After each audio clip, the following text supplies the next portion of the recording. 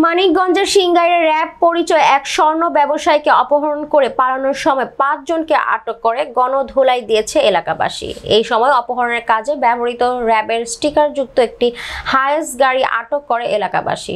শনিবার সকালে উপজেলার জামসা ইউনিয়নের জামসা এলাকায় স্থানীয় জনতা টের পেয়ে গাড়ি রোধ করে তাদের আটক করে।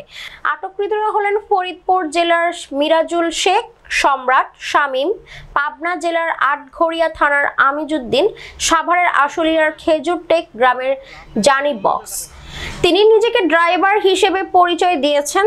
অপহৃত এই ব্যবসায়ী ঢাকার দোহার উপজেলার জয়পাড়া গ্রামের বন্ধ হালদারের ছেলে।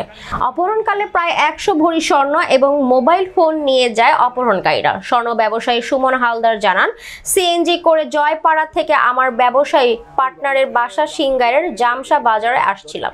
আমার সঙ্গে ১০০ ভরি স্বর্ণ ছিল।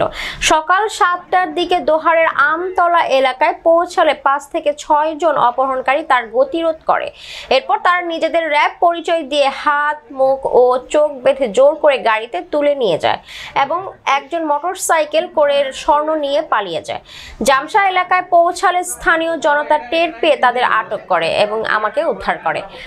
এই উদ্দেশ্যে আমি আসতেছিলাম, তো আমতলার একটু বামে আমাকে অ্যাটাক করছে। অ্যাটাক করার পরে আমার এই প্রথম ধরে মাইট দিয়ে গেছে, হাত বানছে, ভাইনটা মনে করেন গাড়ি দৌড়াইছে, গাড়ি বানায় গাড়ি দৌড়ানোর পরে আমাকে ২-৩ জন ওটাই নিয়ে আইছে। নিয়ে আনার পরে জামসা বাজার আইসে পরে আমাকে দোকানদার আছে কিছু, হেরা বুঝে গেছে, হেরা মনে করেন আটকাইছে গাড়িটা। আটকানোর পরে দেয় ভিতরে আমি চোখ খুলে এলাইছি।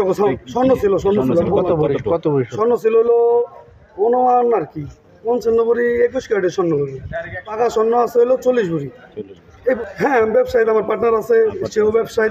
প্রত্যক্ষদর্শীরা জানায়, সুমন হালদার সিএনজি করে জয়পাড়া থেকে সিংগাইরের জামসা বাজারে আসার সময় আমতলা এলাকায় পৌঁছালে ৫ জন অপহরণকারী তার গতিরোধ করে।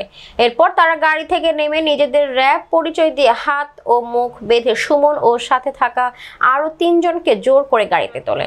এরপর তারা গাড়িটি সিংগাইরের দিকে যেতে থাকে। হাইস্টিকে জামসা বাজারে পৌঁছালে লোকজনের সন্দেহ হলে তারা গাড়িটি ঘেরাও করে। স্থানীয়রা তাদেরকে গণপিটুনি দিয়ে পুলিশে খবর দিলে পুলিশ ঘটনাস্থল থেকে তাদেরকে উদ্ধার করে হাসপাতালে নিয়ে যায়।